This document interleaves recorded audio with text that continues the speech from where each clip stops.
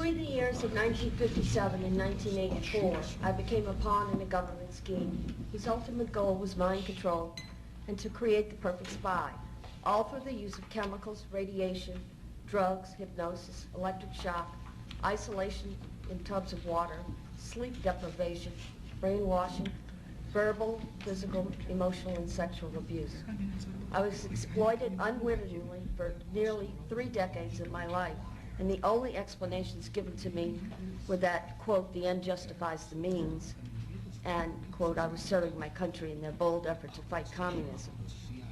I can only summarize my circumstances by saying they took an already abused 7-year-old child and compounded my suffering beyond belief. The saddest part is, I know for a fact that I was not alone.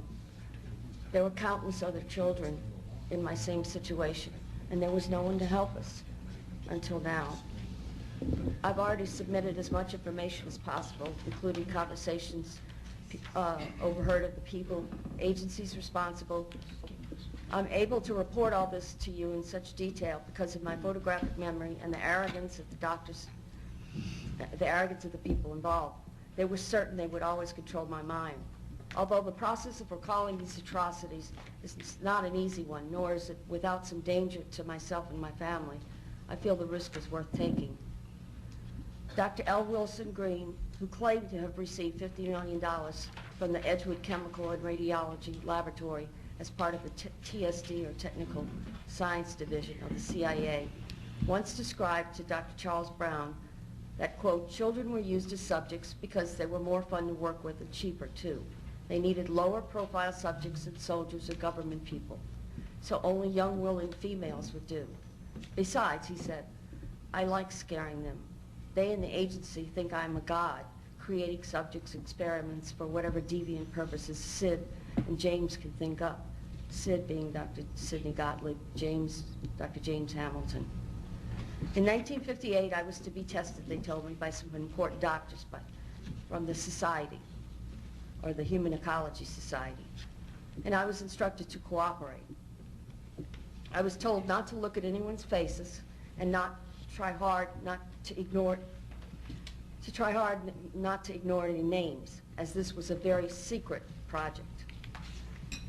But I was told to be brave, and all these things would help me forget. Naturally, as most children do, I did the opposite and remembered as much as I could.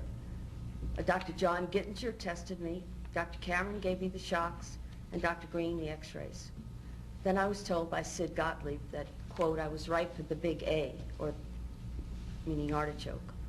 By the time I left to go home, just like every time from then on, I would remember only whatever explanations Dr. Robert G. Heath of Tulane Medical University gave me for the odd bruises, needle marks, burns on my head, fingers, and even the genital soreness. I had no reason to believe otherwise. They had already begun to control my mind. The next year, I was sent to a lodge in Maryland called Deep Creek Cabins to learn how to sexually please men. I was taught how to coerce them into talking about themselves, and it was Richard Helms, who was deputy director of the CIA, Dr. Gottlieb, Captain George White, Morris Allen, who all planned on filming as many high government agency officials and heads of academic institutions and foundations as possible, so that later when the funding for mind control and radiation started to dwindle, projects would continue. I was used to entrap many unwitting men, including themselves, all with the use of a hidden camera. I was only 9 years old when this sexual humiliation began. I overheard conversations about a part of the agency called ORD, which I found out was Office of Research and Development. It was run by Dr. Green, Dr. Stephen Aldrich, Martin Orne, and Morris Allen.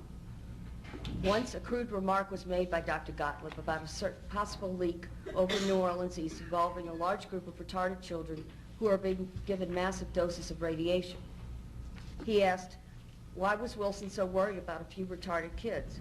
After all, they would be the least likely to spill the beans.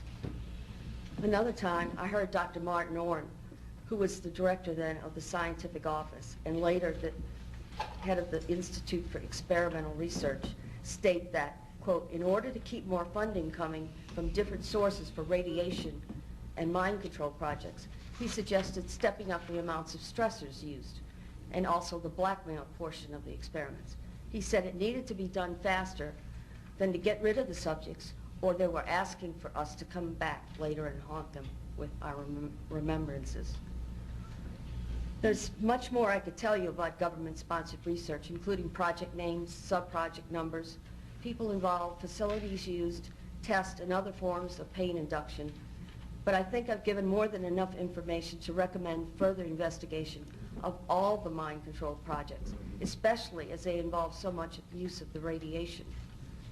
I would love nothing more than to say that I dreamed all this up and need just to forget it. But that would be a tragic mistake. It would also be a lie. All these atrocities did occur to me and to countless other children, and all under the guise of defending our country. It is because of the cumulative effects of exposure to radiation, chemicals, drugs, pain, and subsequent mental and physical distress that I've been robbed of the ability to work and even to bear any children of my own. It is blatantly obvious that none of this was needed, nor should it ever have been allowed to take place at all. And the only means we have to seek out the awful truth and bring it to light is by opening whatever files remain on all the projects and through another presidential commission on mind control. I believe that every citizen of this nation has the right to know just what is fact and what is fiction. It is our greatest protection against the possibility of this ever happening again. In conclusion, I can offer you no more than what I've given you today, the truth. And I thank you for your time.